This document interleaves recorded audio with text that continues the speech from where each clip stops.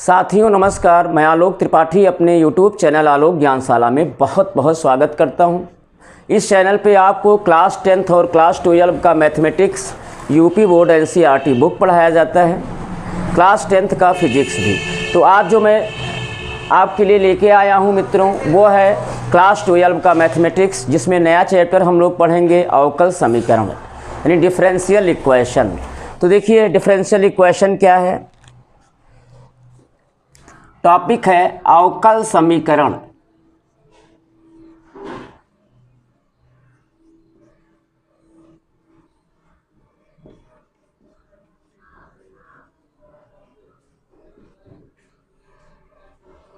यानी differential equation.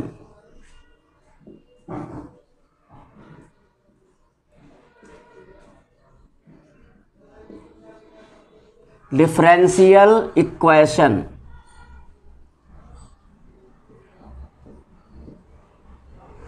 तो अवकल समीकरण है क्या, इसकी परिभाषा क्या है।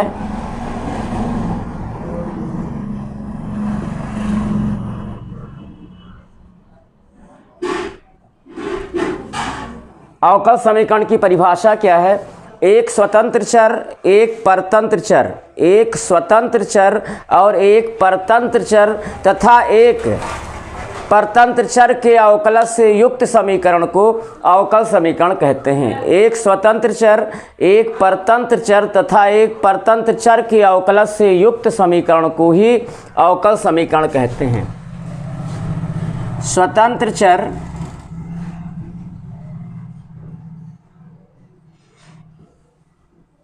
परतंत्र चर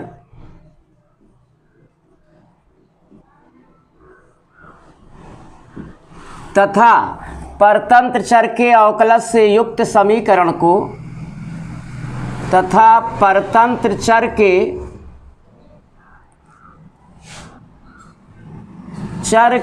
अवकलज से युक्त समीकरण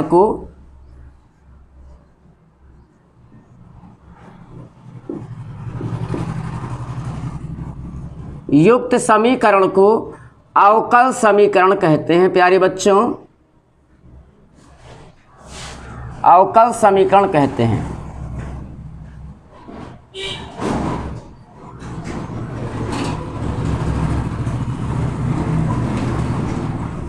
एज एग्जाम्पल,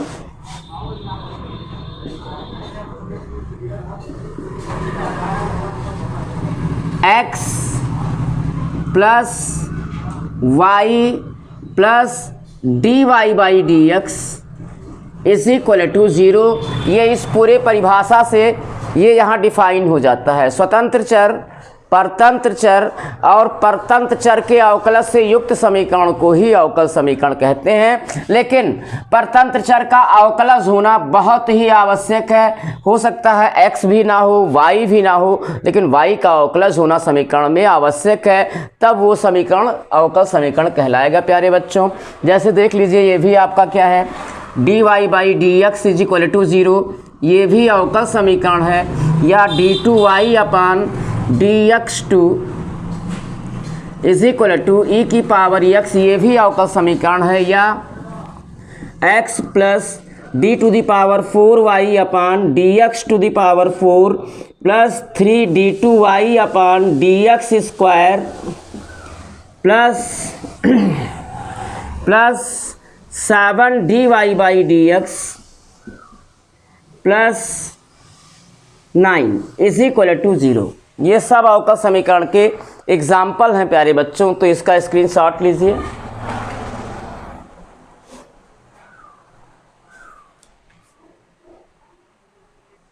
हाँ प्यारे बच्चों, तो अवकल समीकरण को डिफाइन कर लिया हम लोगों ने। आगे बढ़ते हैं।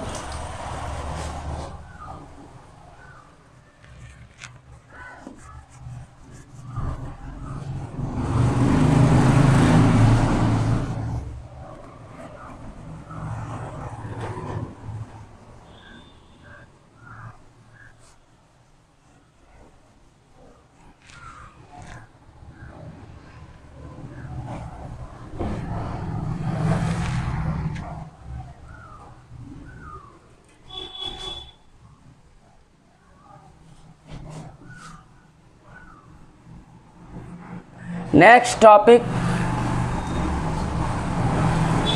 अवकल समीकरण की कोटि। अवकल समीकरण की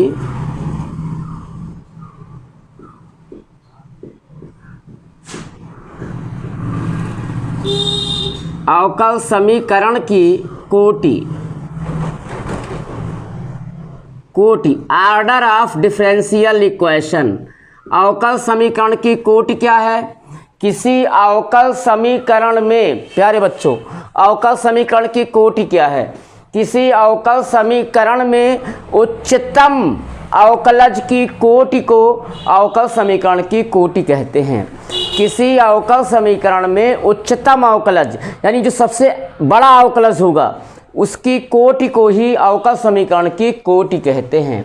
तो लिख लेते हैं, किसी अवकल समीकरण में, किसी अवकल समीकरण में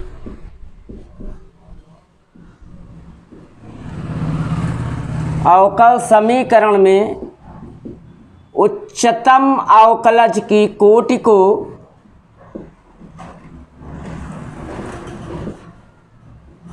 उच्चतम अवकलज की कोटि को अवकल समीकरण की कोटि कहते हैं। अवकल समीकरण की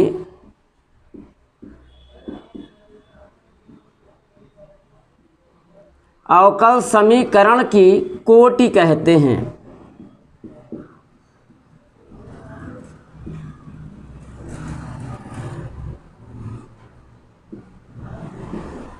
तो ये है डिफिनीशन अवकल समीकरण की कोटि। किसी अवकल समीकरण में उच्चतम अवकलज की कोटि को अवकल समीकरण की कोटि कहते हैं। एग्जाम्पल देखिए,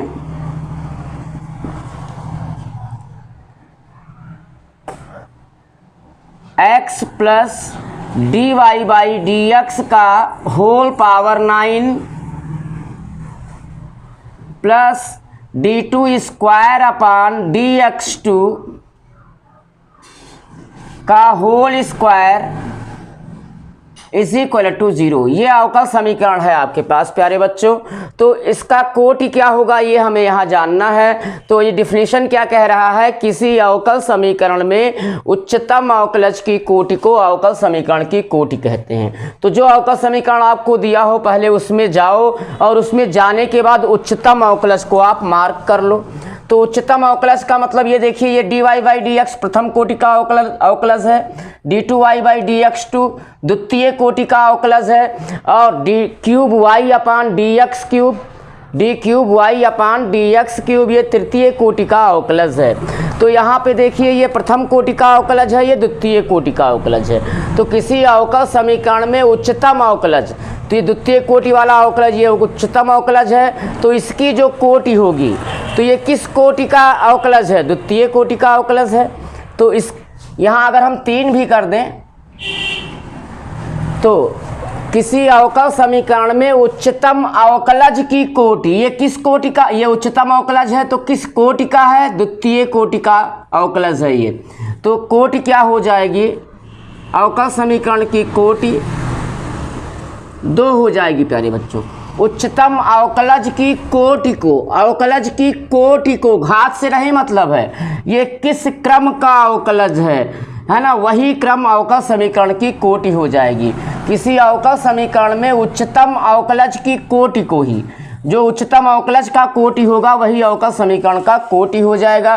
तो उच्चतम अवकलज है D two y upon D x two, तो ये किस क्रम का अवकलज है? द्वितीय क्रम का, यानी द्वितीय कोटि का अवकलज है। तो अवकल समीकरण की कोटि क्या हो जाएगी? 2 हो जाएगी प्यारे बच्चों। अवकल समीकरण की कोटि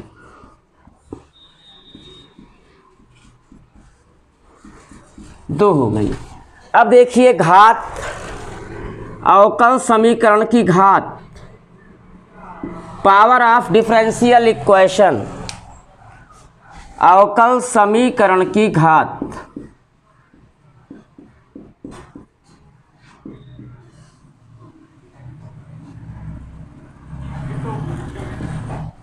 तो अवकल समीकरण की घात क्या है?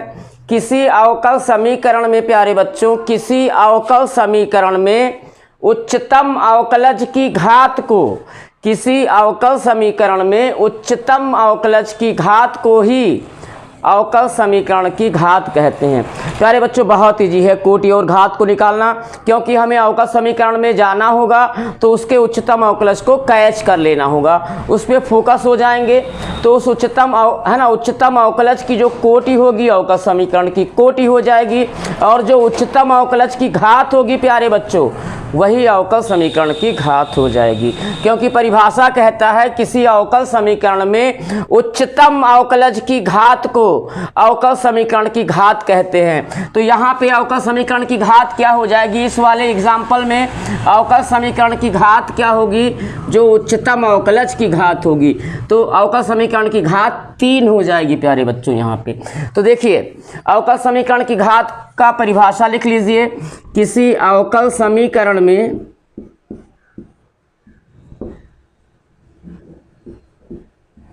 किसी अवकल समीकरण में उच्चतम अवकलज की घात को, उच्चतम अवकलज की घात को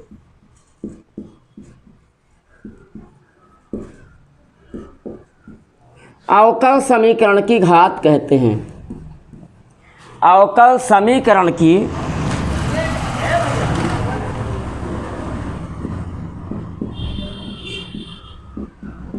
घात कहते हैं।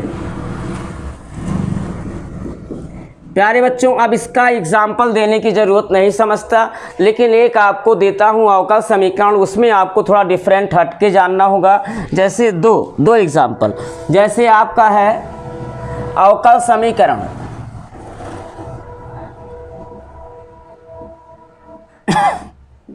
अवकल समीकरण है 4th root of D cube Y upon D x cube का whole square plus D Y by D x is equal to X. इसका हमें कोटि बताना है और घात बताना है। तो जब तक आप इस अवकल समीकरण से इसका चौथा मूल हो, चाहे घन मूल हो चाहे वर्ग मूल हो, उन सबको आप नहीं हटा देते, तब तक अवकल समीकरण की कोटि और घात को नहीं परिभाषित किया जा सकता। तो सबसे पहले क्या कीजिए, इसका 4th रूट हटा दीजिए, इसका चौथा मूल यहाँ से हटाइए, तो दोनों पक्षों में 4 घात बढ़ा दीजिए। 4 घात बढ़ाने पर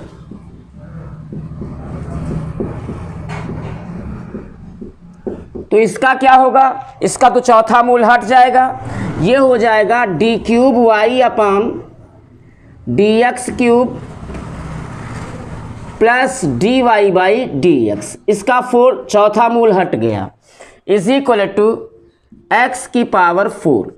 अब आपको बताना होगा अवकल समीकरण की कोटि कितनी है और घात कितनी है। तो इस अवकल समीकरण की कोटि जानने के लिए सबसे पहले इस अवकल समीकरण के उच्चतम अवकलज को हम पकड़ लेंगे, यही है। तो इस उच्चतम अवकलज की जो कोटि होगी वो अवकल समीकरण की कोटि हो जाएगी, और जो उच्चतम अवकलज की घात होगी यानी इसी की जो घात होगी वही अवकल समीकरण की घात हो जाएगी। तो देखिए प्यारे बच्चों, अवकल समीकरण की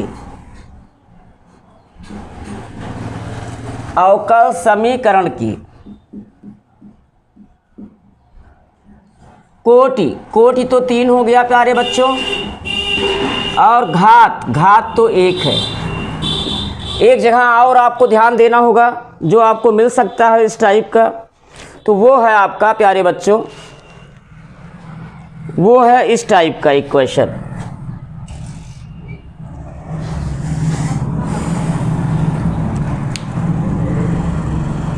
d2y upon dx2 plus cos dy by dx is equal to 0। ये अवकल समीकरण है।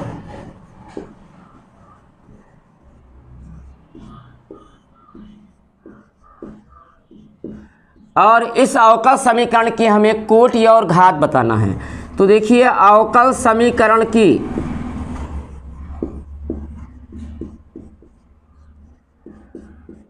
प्यारे बच्चों कोटि घात,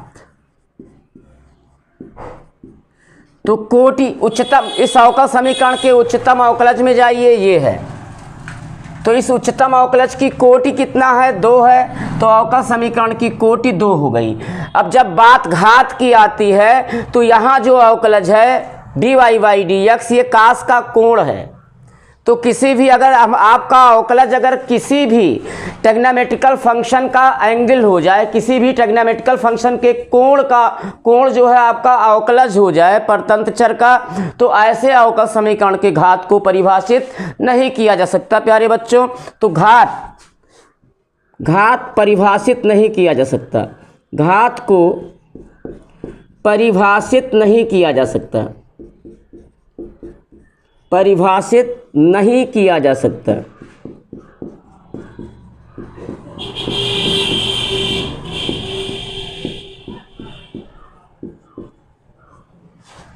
ये प्यारे बच्चों, तो ये पहली प्रश्नावली का आपको डिटेल बता दिया गया। अब हमें उम्मीद है कि पहली प्रश्नावली में आपका कोई भी क्वेश्चन छूटेगा नहीं और 1 नंबर में एक क्वेश्चन आ भी सकता है ये, तो आप लोग उसको स्वयं से लगा लीजिएगा प्यारे बच्चों। सारा मटेरियल आपको यहीं से मिल जाएगा और उम्मीद करता हूँ कि आपको जो कुछ बताया गया है वो बेहतरीन ढंग से समझ में आया होगा।